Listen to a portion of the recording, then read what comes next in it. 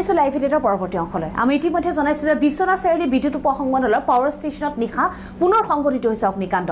শনিবাৰে অনুৰূপ ঘটনা সংঘটিত হৈছিল। শনিবাৰে নিশা প্ৰচণ্ড বিস্ফোৰণ হৈ ভয়াৱহ অগ্নিকাণ্ড সংঘটিত হৈছিল পাৱাৰ ষ্টেচনটোত। তাৰ পিছৰ পৰা বিশ্বনাথ চাৰিআলিত ব্যাহত হৈছিল বিদ্যুৎ সংযোগ। বিদ্যুৎ বিভাগে ক্ষিপ্ৰতাৰে দিনে নিশাই কাম কৰি পুনৰ বিদ্যুৎ সংযোগ দিবলৈ চেষ্টা কৰোঁতেই নিশা পুনৰ বিস্ফোৰণ সংঘটিত হৈ অগ্নিকাণ্ড সংঘটিত হয়। ইয়াৰ ফলত এতিয়া ব্যাহত হৈ পৰিছে বিদ্যুৎ যোগান। আমি দৃশ্য দেখুৱাইছোঁ, নিশাৰ দৃশ্য আপোনালোকক এয়া বাওঁফালৰ টেলিভিশ্যন দেখুৱাইছোঁ। বিশ্বনাথৰ যে পাৱাৰ ষ্টেচনত যে অগ্নিকাণ্ডৰ ঘটনা সংঘটিত হয়, শনিবাৰে অনুৰূপ ঘটনা সংঘটিত হৈছিল। তাৰ পাছৰ পৰা বিদ্যুৎ সংযোগ ব্যাহত হৈ আছিল, কিন্তু বিদ্যুৎ বিভাগে ক্ষিপ্ৰতাৰে দিনে নিশাই কাম কৰি পুনৰ বিদ্যুৎ সংযোগ দিবলৈ চেষ্টা কৰোঁতেই নিশা অৰ্থাৎ দেওবাৰে নিশা পুনৰ বিস্ফোৰণ হৈ অগ্নিকাণ্ড সংঘটিত হৈছে আৰু এতিয়া পুনৰ বিদ্যুৎ যোগান ব্যাহত হৈ পৰিছে বিশ্বনাথত। আৰু এই সন্দৰ্ভত আমি অধিক জানিবলৈ চেষ্টা কৰিম। পোনপটীয়া সম্প্ৰচাৰ সংযুক্ত হৈছোঁ বিশ্বনাথৰ চিনিয়ৰ ব্যুৰ চিফ হেমন্ত শইকীয়াৰ সৈতে। হেমন্ত, আপোনাৰ ওচৰলৈ আহিছোঁ। বিশ্বনাথৰ যে পাৱাৰ ষ্টেচন, তাত ইতিমধ্যে শনিবাৰে অনুৰূপ ঘটনা সংঘটিত হৈছিল, যি অগ্নিকাণ্ডৰ ঘটনা সংঘটিত হৈছিল। তাৰপিছত বিদ্যুৎ বিভাগে ক্ষিপ্ৰতাৰে কাম কৰি পুনৰ বিদ্যুৎ সংযোগ দিবলৈ চেষ্টা কৰোঁতে দেওবাৰে অনুৰূপ ঘটনা সংঘটিত হৈছে। বাৰে বাৰে এনে ঘটনা কিয় সংঘটিত হৈ আহিছে? আৰু লগতে যিহেতু প্ৰচণ্ড গৰম, আৰু গৰমত যিহেতু বিদ্যুৎ সংযোগ ব্যাহত হৈ পৰিছে, স্বাভাৱিকতে এতিয়া এক হাহাকাৰ পৰিস্থিতিৰ সৃষ্টি হৈছে। হয়, বিশ্বনাথ চাৰিআলিত এটা এক হাহাকাৰ অৱস্থাৰ সৃষ্টি হৈছে, কাৰণ শনিবাৰে নিশা বিশ্বনাথৰ যি বিদ্যুৎ উপসংমণ্ডল, সেই বিদ্যুৎ উপসংমণ্ডলত ভয়াৱহ বিস্ফোৰণ সংঘটিত হৈছিল আৰু তাৰ ফলত বিশ্বনাথৰ যি বিদ্যুৎ নিয়ন্ত্ৰণ কক্ষ ধ্বংস হৈ গৈছিল।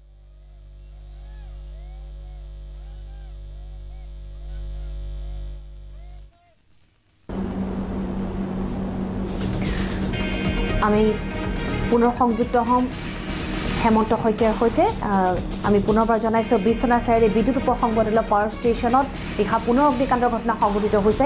শনিবাৰে অনুৰূপ ঘটনা সংঘটিত হৈছিল, প্ৰচণ্ড বিস্ফোৰণ হৈ ভয়াৱহ অগ্নিকাণ্ড সংঘটিত হৈছিল। তাৰ পিছৰ পৰা বিশ্বনাথ চাৰিআলিত বিদ্যুৎ যোগান ব্যাহত হৈ আছিল আৰু বিদ্যুৎ বিভাগে যথেষ্ট তৎপৰতাৰে দিনে নিশাই কাম কৰি পুনৰ বিদ্যুৎ সংযোগ দিবলৈ চেষ্টা কৰোঁতেই দেওবাৰে নিশা অনুৰূপ ঘটনা সংঘটিত হয়, পুনৰ বিস্ফোৰণ হৈ অগ্নিকাণ্ড সংঘটিত হৈ বিদ্যুৎ যোগান ব্যাহত হৈ পৰিছে।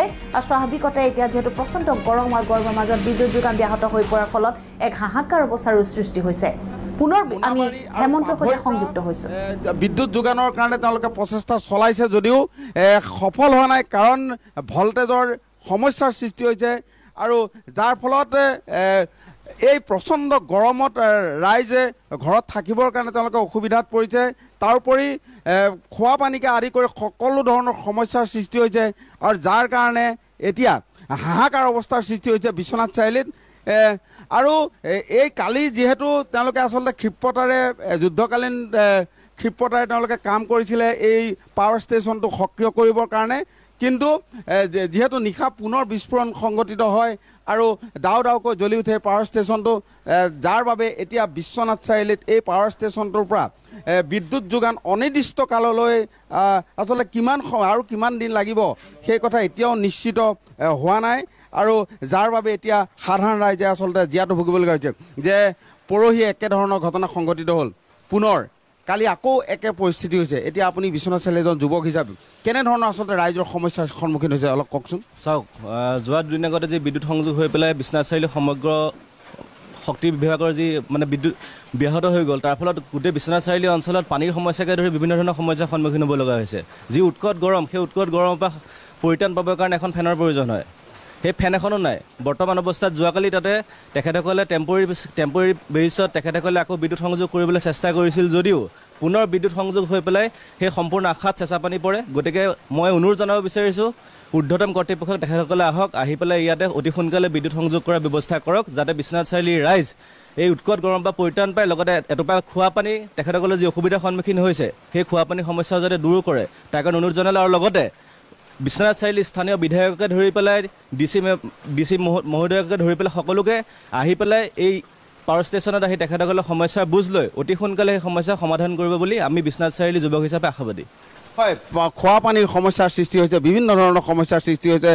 আচলতে বিদ্যুৎ যোগান ব্যাহত হ'লে এটা অঞ্চলত বা এখন ঘৰত কেনেধৰণৰ সমস্যাৰ সৃষ্টি হ'ব পাৰে সেয়া সকলোৱে আচলতে সহজে অনুমীয়। আৰু যিহেতু তেওঁলোকে প্ৰচেষ্টা চলাইছিল, কিন্তু প্ৰচেষ্টা চলোৱাৰ পিছতো কালি আকৌ আচলতে ব্যৰ্থ হ'বলগীয়া হয়। কিহৰ কাৰণে এনেধৰণে বাৰে বাৰে এনে ধৰণৰ পৰিস্থিতিৰ সৃষ্টি হৈছে সেয়াও আচলতে তদন্তৰ বিষয় হৈ পৰিছে। কাৰণ বিশ্বনাথ চাৰিআলি অঞ্চলত এতিয়া ৰাইজৰ হাহাকাৰ অৱস্থাৰ সৃষ্টি হৈছে। বাৰে বাৰে এই বিশ্বনাথ চাৰিআলি বিদ্যুৎ উপসংমণ্ডলীৰ পাৱাৰ ষ্টেচনটোত শনিবাৰৰ পিছত আকৌ দেওবাৰো আকৌ পুনৰ একেধৰণৰ ঘটনা সংঘটিত হয়, আৰু যাৰ কাৰণে এতিয়া হাহাকাৰ অৱস্থাৰ সৃষ্টি হৈছে। আৰু জনসাধাৰণক তেওঁলোকে যে বিদ্যুৎ বিভাগৰ পৰা এটা কথা তেওঁলোকে জনাইছে যে তেওঁলোকে প্ৰচেষ্টা তেওঁলোকে চলাই আছে, কিন্তু এতিয়া আচলতে সফল হ'ব পৰা নাই, আৰু তেওঁলোকে এই যুদ্ধ চলাই যাব বুলি কৈছে। কিন্তু কিমান দিনলৈ আচলতে আৰু কিমান ঘণ্টালৈ আচলতে বিশ্বনাথ চাৰিআলিৰ এই পাৱাৰ ষ্টেচনৰ পৰা বিদ্যুৎ সংযোগ দিব পৰা যাব সেয়া আচলতে এতিয়া ডাঙৰ প্ৰশ্ন হৈ পৰিছে। এতিয়া বিশ্বনাথ চাৰিআলিৰ ৰাইজে কেৱল ধৈৰ্য ধৰাৰ বাদে যেন কোনো গত্যন্তৰ নাই, তেনে এক আচলতে অৱস্থাৰ সৃষ্টি হৈছে।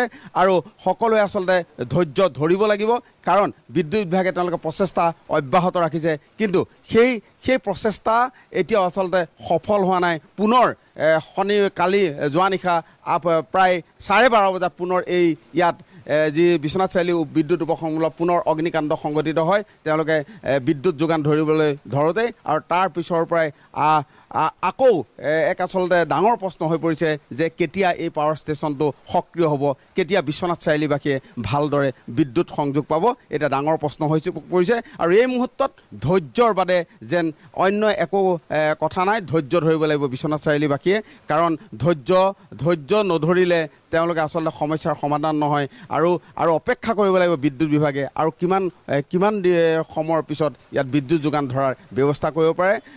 সেয়েহে সকলোকে পুনৰ তেওঁলোকেও আহ্বান জনাইছে, বিদ্যুৎ বিভাগৰ পৰা আহ্বান জনাইছে যাতে ৰাইজে আপোনাক ধন্যবাদ জনাইছোঁ।